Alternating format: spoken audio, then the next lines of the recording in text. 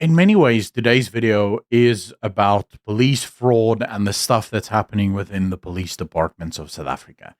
But in another way, it's about just the crumbling state in South Africa. And when I say crumbling state, I'm not even talking about South Africa proper. I'm just talking about the government and how what we're seeing happening throughout the country in almost every single government department is the sort of ultimate end of socialism and communism played out. If you go and look at the history of the Soviet Union, you go and look at the history of China, you go and look at the history of Cambodia, you find the exact same thing playing itself out every single time. Venezuela, Cuba, all of them. The big issue that all of these regimes run into is eventually the state gets so large and it becomes so difficult to manage that with every new program that is required to kind of fix what is broken, it just adds another layer of complexity to the already ridiculously complex nature of this state. Because remember, in a capitalist government or in a government that sort of prioritizes the free market and the freedom of people to solve their own problems, the government can afford to stay relatively small and be very nimble. So it's not trying to solve every single problem for all of the people all of the time. And so for a lot of it, it can just say, look, you guys take care of it. A great example in South Africa of that is the fiber industry in South Africa, where if you guys remember, I'm old enough to remember when Telkom was the only provider of internet in the country, and it was still on the copper lines. This was before broadband was even introduced, or ADSL, I think, was the first one. I can't even remember at this point what the exact terms were, but the internet was ridiculously slow. Service was incredibly poor. I remember you'd have to phone Telkom, and then you'd be lucky if they would come within a week. Sometimes it would take 2, 3, 4 weeks, and then you'd get the actual people out. They would look at it and they would say, "Oh, we don't know." Then it would take a couple of days for that to get fixed, and it would break again, and you would have to go through the whole thing again. It was just a nightmare. The internet was down more than it was up. And then through what can only be described as a stroke of luck, fiber arrived in South Africa. And because the South African government was so slow at picking up on fiber, the fiber industry was already in stride by the time Telkom even got around to it. Because Telkom had this monopoly, it was also bankrupt of any sort of real ideas.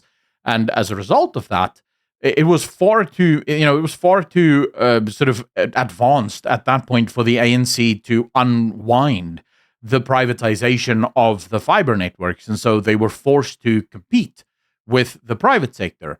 And as a result of that, we now have the best, or some of the best, at least one of the best, I would say, fiber provider services in the world. I have friends that live in America. I have friends that live in the UK. I have friends that live in Europe. And with the exception of a few countries in Europe, we have better fiber than America. We actually do. My friends in America will have a 60 megabit download speed and then a 5 megabit upload speed, right? And if you want more megabits of upload, you'd have to pay extra in order to get that. Here in South Africa, that's foreign. Every single package you get is one-on-one. Right? If you have a 1,000 megabit upload, you're going to have a 1,000 megabit download because everyone's competing consistently. Every year, you either have prices coming down or you have speeds increasing because they're constantly trying to outcompete one another and convince people to join their service. This has allowed the government to largely just go, hey, do what you want. It has also allowed Telkom to basically start taking care of itself because it has all of these other private companies that it can borrow ideas from, and it has been forced to sort of nimble itself. Of course, no other industry in South Africa, because the ANC is a communist socialist system, is allowed to compete in the same way with the government. So when we look, for example, at something like this, and as I said, it's less about the actual information inside this report, but I will give you a slight overview. So the police committee filled with all of the commissioners, as well as the police minister, as well as the national commissioner. They were all in Parliament to have this meeting. This was yesterday on the 3rd of November. And they sort of gave a report to Parliament of everything that they're doing and everything that they're working on.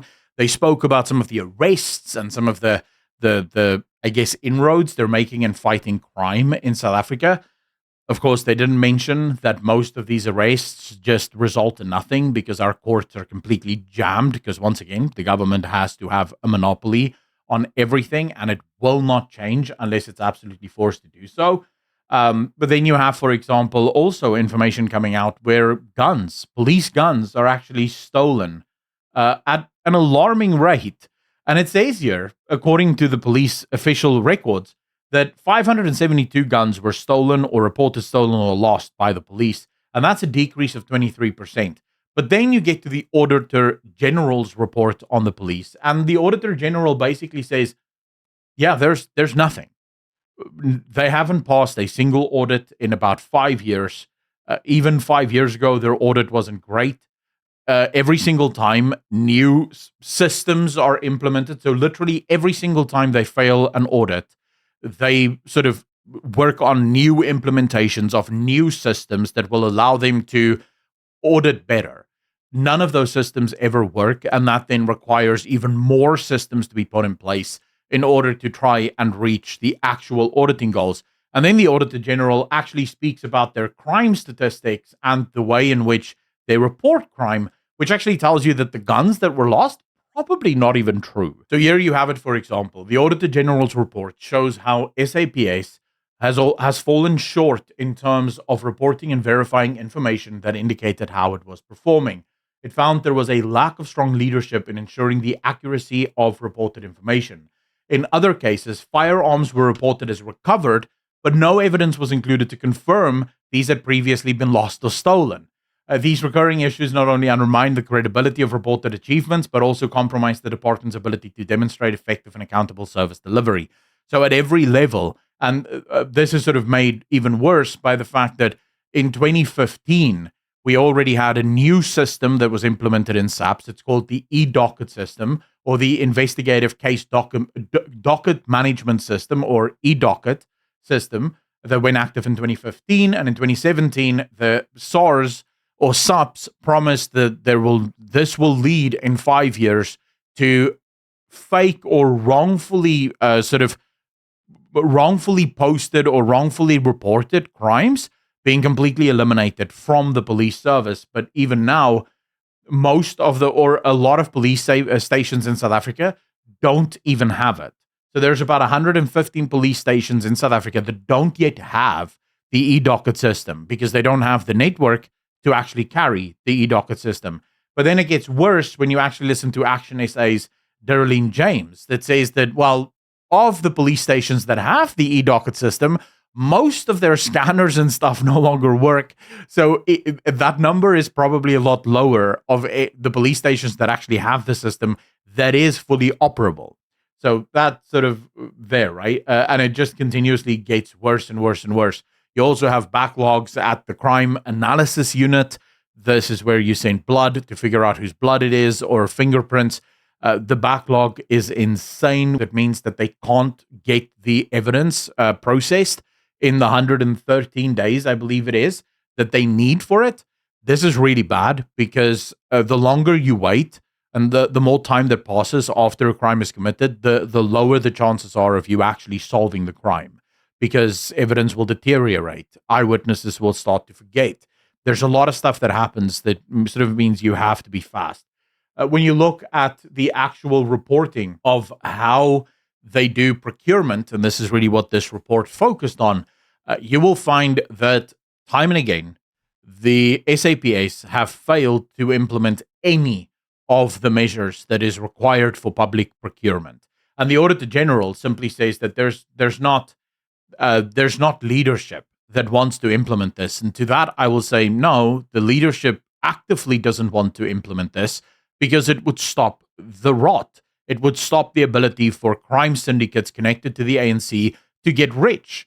Cat McClalla is a good example of this. They find that almost every single contract that SAPS hands out is to a fraudulent company, a company that doesn't adhere to even the baseline requirements of a vendor doing business with the state. And this has resulted in a massive amount of money that's been lost. You have just in 2024-25 financial year alone, 650 million rand lost from the system. They also have 56 million that's been quoted as irregular expenditure, which is such a government newspeak term. Sort of reminds me of 1984. That's on my bookcase here, right? Because it's newspeak. Irregular expenditure just means fraud. It means it's money that was spent that no one knows where it went. But irregular expenditure makes it sound not as bad, right? Because it's just irregular. We can regular it later, right? So that's a problem. But if you start to put all of these numbers together, you find that just in the last year, SAPS has lost or misspent around 3.2 billion rand. How many government departments is that now? Just in the few months that we've been covering the government rot that's been found to spend money where it shouldn't. Tembisa Hospital comes to mind, and that's just one hospital in the whole of South Africa. I guarantee you that there's going to be more such scandals involving the health department. We've seen scandal after scandal in the education department. We've seen scandal after scandal in the social housing department of South Africa. We've seen scandal after scandal in the only department that we don't see a lot of scandals in is the economics department, right? Where the finances are handled. That seems to be the only one that works because the ANC needs their money, I guess. But fundamentally, the state is unraveling in front of our eyes. And when you look, it's not like the police are doing nothing. Every single year when they fail audits, every single year when things go wrong, new plans are put in place to try and combat what has gone wrong. These new plans end up serving no one and fixes nothing. Why? Because the state is too large. You have reached the point where you're over the curve. There's so much happening at such a speed, and there's so many criminals that now operate within the system that every single time you try to combat it, you are effectively working against someone who is actively working against you. What is required in this country is for the government to get out of most of the business that it is involved in and focus on the business that South Africans really need the government to be focused in. That would be policing, the military, and the cooperation of provinces amongst one another, right? That's the only places. Those are the three jobs that the government has. Everything else should be passed off to the provinces and to people more specifically that they can deal with and that they can handle themselves. If the government can do that, if the ANC is willing to relent on their absolute nonsense, there is a way that we save this. But I see no indication from the ANC that they're interested in making any such changes, and that really is a problem in South Africa. Anyways, let me know in the comment section down below how you guys feel. Hit the like if you liked it, if you didn't. It is free, so you can do that. Massive shout out and thank you to all of the patrons as well as the YouTube channel members for continuing to support this channel and making it possible for me to hopefully eventually get investigators as well as actual investigative journalists that can go out and find the news, find the stories and investigate the stuff so we don't have to rely on the woke media in South Africa. As always, be good to each other, be kind to each other. And I will see all of you in the next one.